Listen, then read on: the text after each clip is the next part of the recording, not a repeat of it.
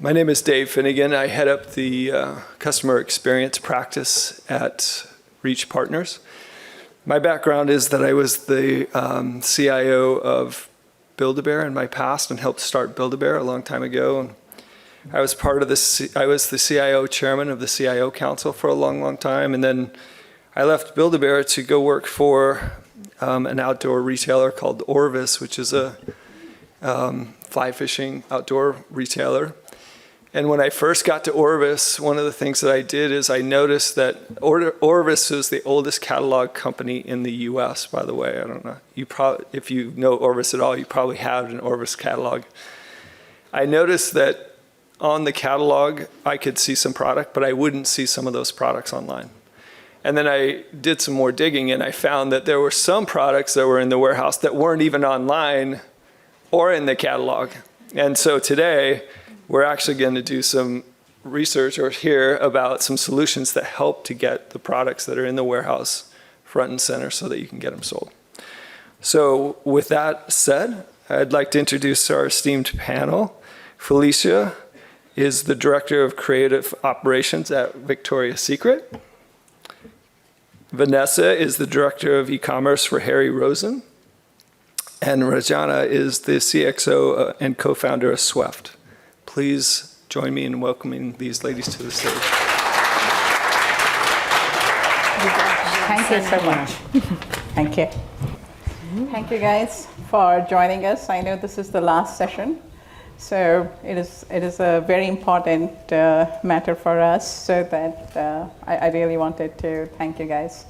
So a little bit of background is that I am CXO at Sweft, one of the co-founders, and Sweft is actually a product which came out of a real business problem we had back in anthropology. I have two co-founders with me. Three of us had this issue back in Anthro, which was really $1 million inventory sitting in the warehouse, which never went online. And we realized that we needed to change the process to really make sure that there was never going to be similar thing ever again. So fast forward, this was back in 2005, 2006. We went into and worked with other retailers, and we found out that this is a persistent problem, that most retailers have no way of actually getting the products online, in store at the same time. Things will be sitting in the warehouse. They are not 100% aware of it. So we created a system which allows everybody in the team, which is operationally looking at what needs to go online, what is sitting, or prepare for things which are going to be received, but they need to be addressed operationally so that all the product information enables them to launch the products faster. So that's why we created Sweft. So all three of us have been passionate about solving this problem for the industry, and that's how Sweft came into place. I have here two people who I really care about, and they care about this problem a lot. Felecia was with us at Anthropology. She used to manage the studio that time, and she's more like a subject matter expert. She has been with West Elm. She has been with Victoria's Secret. She knows this problem. So she is a great resource if after the session you want to pick her brain. So she will highlight some of her experience as she has worked with different type of retailers to actually give you real validation that fixing this problem really gives a lot of efficiency, operational efficiency, which is very important. And Vanessa is here. She is, as you guys probably do not know, Harry Rosen. So they are, they are the luxury menswear in Canada, and they have stores, and they have really a lot of operational efficiency now that they're using Sweft. But Vanessa will highlight some of the things which she can share before they use Sweft and after Sweft. So Harry Rosen is really sophisticated retailer. Their tech stack, as you can see, is one of the topmost, and they recently launched with Sweft. And we are very proud that things which made us actually go and form a solution for retailers really does have, it validates us. The experience Harry Rosen had with the product gives us really the momentum we need to carry on moving forward. So, as I said, Felecia has been with Anthropologie, Westham, Destination Maternity, and Victoria's Secret, and she has been really key to managing for these retailers the most expensive part of the process, which is studio management, making sure the teams are ready to get photography done, retouching done, copywriting, and all those things. So with that, I would say let's just talk about how chaotic this process is and why does operational efficiency matter in the given state we are in. Yeah, so I can kick it off. I think operational efficiency is really important. Ultimately, you can't scale growth without efficiency. You could say, we want to expand our product catalog, but without doing that in an efficient manner, you're going to be adding bodies to that process. You're going to be adding freelancers to that process in order to get more product online. And if you have a tool that can allow you to be more efficient, you can do a lot more and get a lot more product on in a more seamless way, ultimately driving profitability. I would say, Ranjana said, I was with Anthropologie when they developed kind of like this system to help keep the e-commerce organized. Every retail brand that I've gone in over the past 20 years has always been in the same spot. It's always like you need something to help keep you organized, to keep you efficient. Without that visibility into planning and prioritizing, you're just going to be on a rocky road the whole way through. It just has to get to be super organized, and I feel like with tools like this is what helps you get there. I don't think you can build an e-commerce business without something like that. Yeah, many retailers we talk to, they say this is the most painful part of their operations. Teams are using spreadsheets or Google Sheets, which is being used. The things which sometimes I think about is that while they are using the spreadsheet and making the products go live, they are still missing the prioritization. They are still missing the timing. It all actually, some of the retailers, and I think you also shared, was they're pulling the samples when it arrives in the warehouse, and then the process starts. And when the process starts at that time, you're already too late. You are missing the window of how long the product is going to be online. Especially in fashion world, we know that every day it sits and not in online, you're losing 2% of the profit margin. Like that adds up. When we think about top line and bottom line, top line we can continue and feel good about it, but the bottom line is really when your products are not making it online. And I think one of the things which Vanessa had shared, what was it last week? Well, I think, one of the painful things that we've encountered before is I remember, pre-Black Friday, one time speaking to my studio production manager, and he was like, oh, we're really focused this week in getting the rest of the fall product live so that we're ready for sale. And I'm just thinking to myself, we just missed the entire full price selling season for those products because, priorities, I guess the team was pulled thin, priorities were mismanaged, teams were misaligned in what needed to be done first. But, if you think about that, there goes all the margin that you had against those products, and really you're missing that whole cycle of full price. And then in addition to that, we're a multi-brand retailer, so, lots of competition in market, and if we're not first to market with product, or if we're not aligned to when our vendors might drop their product on their websites or when the competition within the market drops it on their websites, we look like we're well behind, and it really affects the brand, and also affects our ability for customers to know what we carry.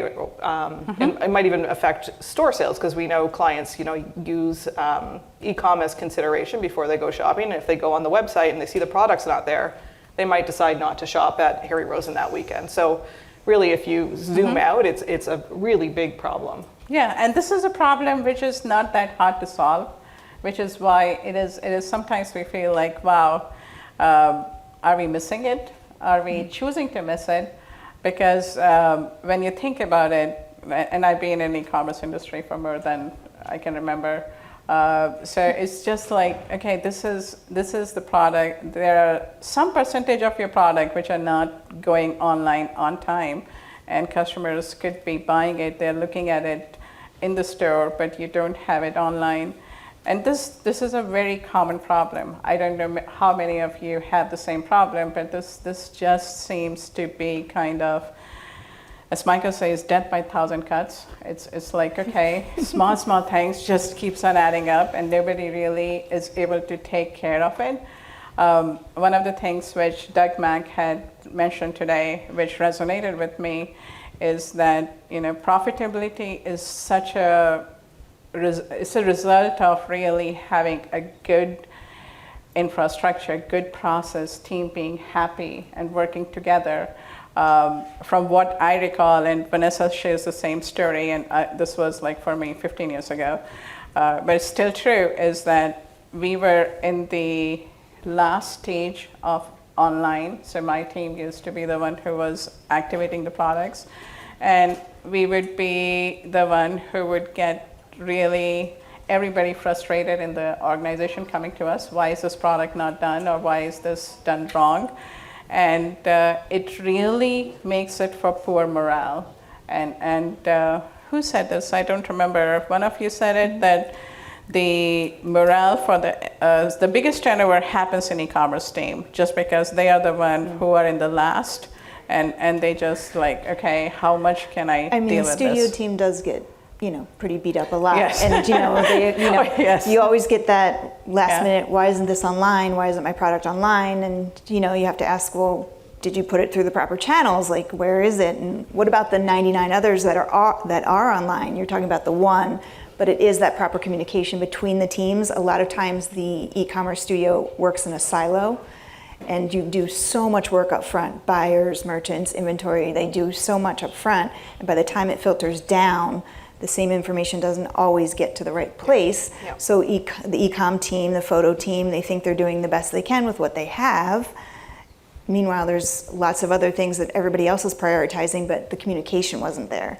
So it has to be seen as an entire business. I also feel like sometimes e-commerce is seen as its own little entity and is a little different than what Store Ops is doing or what other teams are doing, and they're just kind of working in this pace of, well, okay, here's what we have to shoot, this is what we have to do. But when you're using a tool, a software where you can organize and prioritize, and you know what's coming and everyone is looking at the same information, you know what you need to do, and then everyone is happy, and kind of creates more of a cohesive team. Vanessa, your team is involved end to end almost, right? Where do you feel they hurt the most? Yeah, I think a lot of it is that lack of communication and lack of information sharing in a really easy, seamless way. Communication breakdowns, whether that's from the buying team passing along the right information for products so that the copywriter can be informed and put the right information there, or the marketing team not sharing with the studio that we have a drop happening on this Friday, and suddenly the studio is scrambling to get images. I think those are some major factors that end up really hurting everybody. Hurts the morale, but also ultimately is hurting our bottom line. Sometimes there's like a sample that everyone's carrying around to the meeting, and everyone's talking about it, and everyone's excited about it, and this is our newest thing, and this is what we're putting out there. It's just a little bit wrong. It's not even really the right color, but we're just going to keep passing it down the line. So then e-com gets it, and you shoot it, and you photograph it, and then it's like, oh my God, why is that online? No one told us it was the wrong color. Right. Like, we just shot what you gave us. So like that communication, all that has to filter all the way through. Yeah. That was the key thing back in, when Michael is one of the co-founders at Sweft, and actually Sweft is his baby in a way. He was our boss at Anthro. He realized that when we lost the window of selling all our summer dresses and t-shirts, which were bought for summer, that there was no way of team following the path of information which was needed to get products online. we all had spreadsheets. I'm sure a lot of you guys have the same problem. There are homegrown solution. Actually, Harry Rosen had a homegrown solution, which was when we were talking to you, we thought, okay, you guys probably have solved it in some ways, but could you talk about how that was limiting and how? Yeah, I mean, it really wasn't something that all the information can be shared across different teams, right? Yeah. It was really the studio team working in there. Not, buyers couldn't pass information into that system for the copywriters to then use. Yeah. So again, spreadsheets kind of flying back and forth, or nothing being sent, right? Yeah. And ultimately, relying on teams to really wait for the product to come, touch it, feel it, read the labels versus, getting all that information up front. It also had the inability to do anything in bulk. So, clicking into each individual product, you might have, 5 colors of the same product, and you had to update each one of those individually. So it worked, but, it was hacked together, really not efficient. So I think, going back to like how was efficient in your Superpower, it's having a system that everybody can get into, all the sort of key players within the process of getting product live. And really utilizing a tool so everyone's working in the same place and everybody's sort of aligned and has the same goals and priorities, because it's all there for everybody to see. When you're able to have that visibility into what's coming, it's like game changer, right? Because then you can put your products together that need to be shot. You can be the most efficient. If you have 20 pairs of pants and 20 sweaters, you're making the most out of your production day in the studio, because the photographers, the models, all of that's very expensive. So you want to do everything you possibly can as you're booking, as you're constantly shooting. You want to make the most out of that day, out of that cost that you're spending. So even if you have like a shot count, let's say you want to do 50 shots a day, if you're super organized, you might be able to get to 65. But if you're just pulling stuff out of boxes because it's there and it's sitting there, you might only get 30. So to have a tool that says this is what needs to get done and this is what you have is just game changing. Yeah. So there's a real formula to calculate the productivity and efficiency, and this is one way of looking at, especially in today's day and age where we have, we are restricted not to hire too many people to do the job, and there's a lot of work to be done, and we are looked into as e-commerce professionals to grow the business, so more products, more work, less people, and anytime we see that the product launch delays, it does lead to 2% gross margin per day of delay. And if you're a fashion company, that is so business critical because you're shortening the time the product could be selling full price online. So that really is where we believe that protect your profits and not just go with the what you are looking as for the revenue growth. Because it is important, and we have been in a lot of sessions and a lot of discussion about AI, but you still need original content to start with. You still need content to be trained, training the AI so that it is actually doing what it needs to do. So that's where I feel like we have something here which is very compelling for profitability to the retailers, especially those who are looking to grow and grow in a way where they can scale and they can go into new categories, they can add more products without exponentially increasing the cost, the overhead cost for operational resourcing which comes with it. So just to give you guys a bit of a sense, like Vanessa, you want to talk about this? This was something which you also saw on your side. Yeah, for sure. So, the numbers are up there on the screen, but we definitely have seen much more efficiency to the point where, prior to utilizing Sweft, we were using a lot of freelancers to write copy and whatnot, and actually, have for the last season not had to hire any copywriters to do freelance copy. So we've been able to use the resources we have. But you can see from the numbers here, product information setup went from 2 hours to 5 minutes. Sample management, so the team trying to figure out what samples are coming in, where they need to go, do they have the right samples for the day, really cut down the hours needed there as well. Image management, getting the right images against the right product, 2 hours to 15 minutes. copy management, that's been a huge one because, as we scale up, we were bringing in freelancers in order to get through all that work. So obviously speed to site is faster, but also managing the costs there. So we've really been able to tighten up the timelines it takes to get product online. And, Ranjana shared that great formula on the last slide, which is, the real numbers, but I think there's all those additional costs that maybe are harder to put a number against, but, the lost opportunity when clients are considering, the lost opportunity when the product's not on the site. And then the other one that is very close to my heart as a retailer, apparel retailer, is just having the really good information on our product pages and effectively reducing our return rates as well. Yeah. So That's there's sort of one. all those things that kind of go into that formula that we're seeing improvement on, because we can focus our energies on getting better copy onto the site, things like that. So that pretty much concludes what we had to say. I would say that, if we had to take 3 takeaways, it would be really invest in your foundation process and improve that. Would you like to add anything else? And if you had to I would skip just say, 3.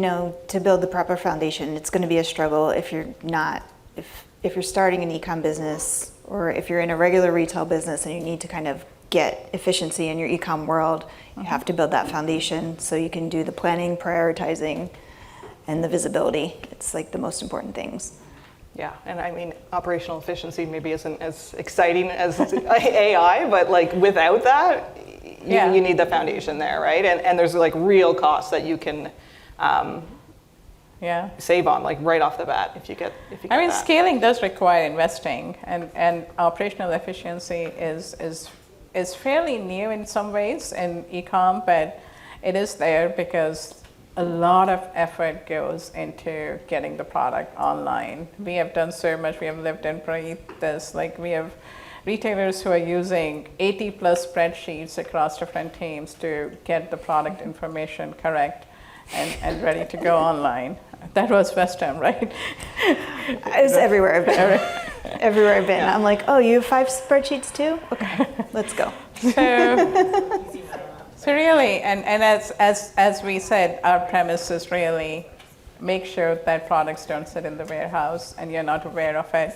Get them online, because that's something you've already put a cost and you bought those. Have the maximum selling window and keep your team happy so that it's not finger pointing who missed launching the product. So.